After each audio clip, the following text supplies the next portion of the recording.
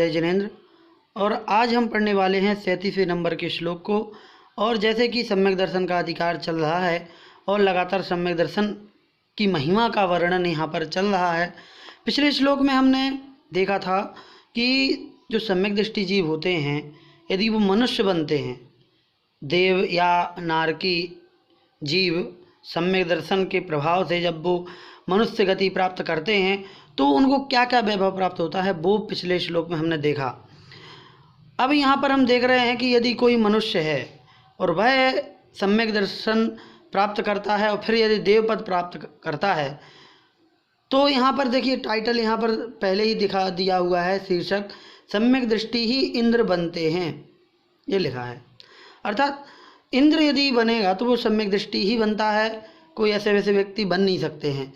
तो इंद्र पद की अपनी एक वैभव है, उनका एक अपना प्रभाव है। तो यहाँ पर बताया गया है किस प्रकार से वो किन गुणों से युक्त होते हैं। तो आइए चलते हैं, शुरू करते हैं। पहले उच्चारण कर लेते हैं। तो अष्ट गुण पुष्टि तुष्टा, ठीक है। अष्ट गुण पुष्टि तुष्टा दृष्टि विशिष्टाः प्रकृष्ट शोभाजुष्टाः, ठीक है। प्रकृष्ट शोभाजुष्टाः अमराप्सरसाम, अमराप्सरसाम, ठीक है। अमराप्सरसाम, अमराप्सरसाम परिषदि, परिषदि चिरम रमन्ते जिनेन्द्र भक्ताः स्वर्गे, ठीक है। सरल है। अष्ट पूरा पढ़ते हैं आर्य छंद में। अष्टगुण पुष्टि तुष्टा दृष्टि विशिष्टा प्रकृष्ट शोभाजुष्टा अमराप्सरसाम परिषदि चिरम रमन्ते जिनेन्द्र भक्ताः स्वर्गे, ठीक है। इस प्रकार से इसका उच्चारण हो जाएगा। अब देखते हैं अर्थ। तो क्या कहते हैं कि अष्ट गुण पुष्टि तुष्टा, ठीक। पूरा एक एक शब्द देख लेते हैं। अष्ट गुण, 8 गुणों की पुष्टि, पुष्टि मतलब संपूर्णता, ठीक है। पुष्टि का अर्थ होता है पुष्ट होना। पुष्ट का मतलब जिसका पोषण हो गया है उसको कहेंगे पुष्ट, ठीक है। पोषण के बाद ये पुष्ट शब्द बना है। तो जैसे कहते हैं ना कि इसका शरीर बहुत पुष्ट है।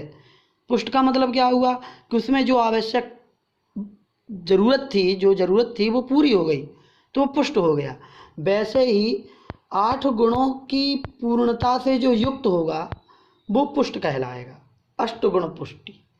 और तुष्टा, तुष्ट होते हैं संतुष्ट को, जब सेटिस्फेक्शन जिसको बोलते हैं कि हाँ अब ठीक है, संतुष्ट होना, ठीक। तो 8 गुणों की पुष्टता अर्थात पूर्णता से संतुष्ट।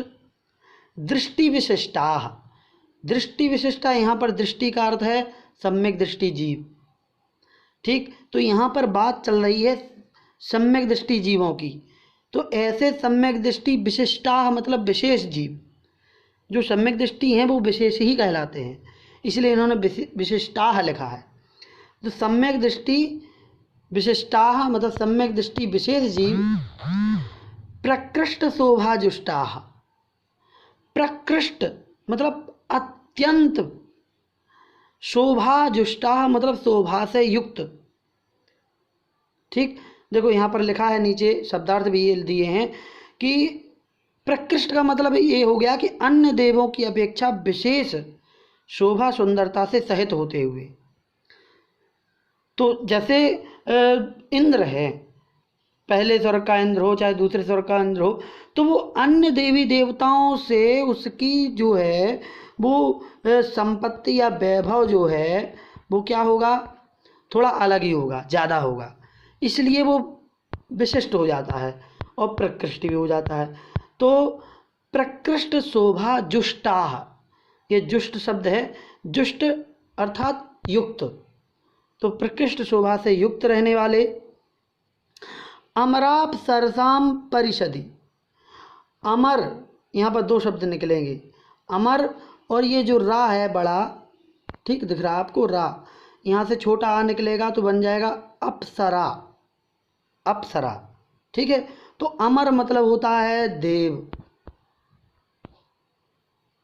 और अप्सरा मतलब अप्सराएं, जो देवियाँ अन्य होती हैं वहाँ पर।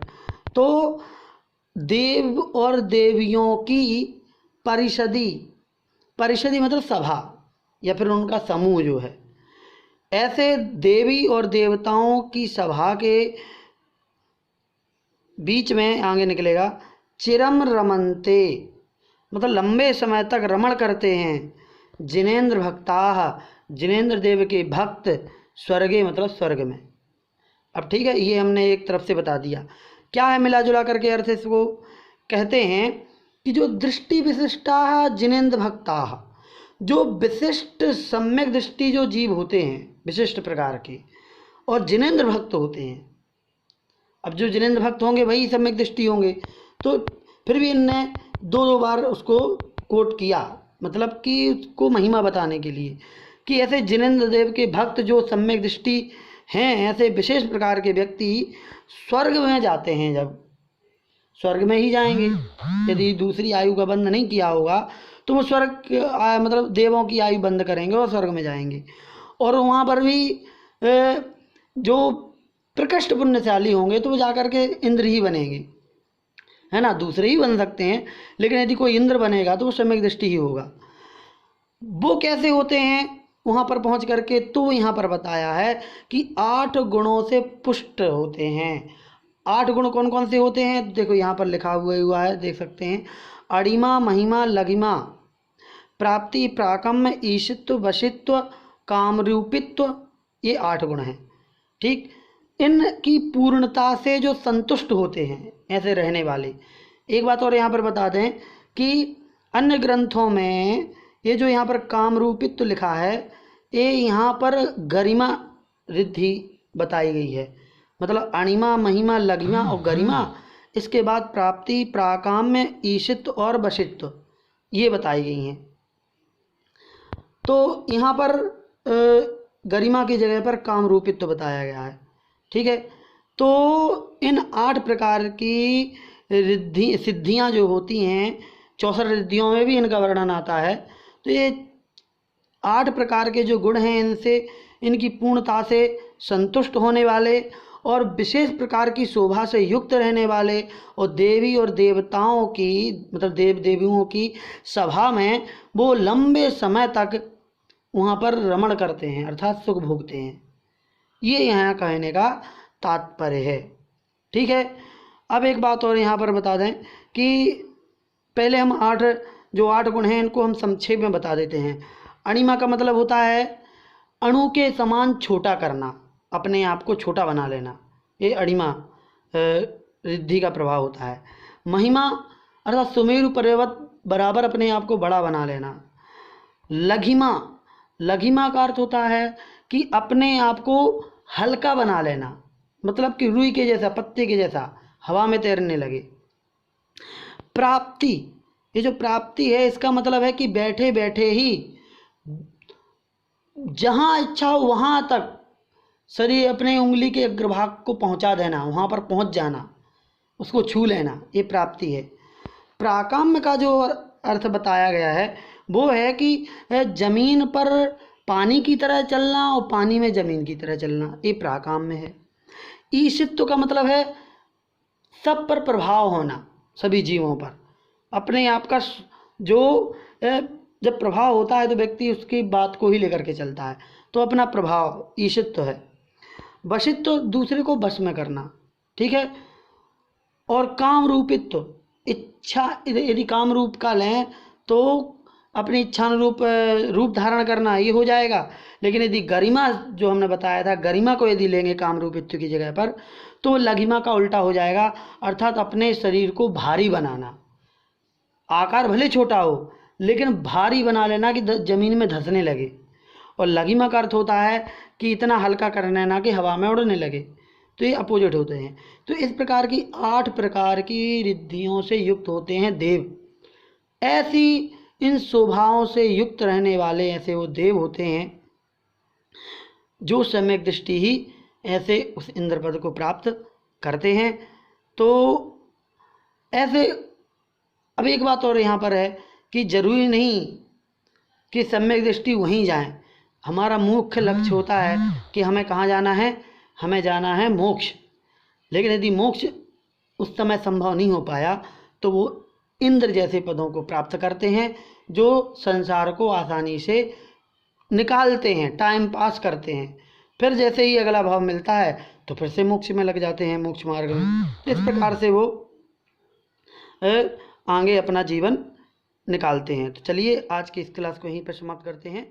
जय जिनेंद्र।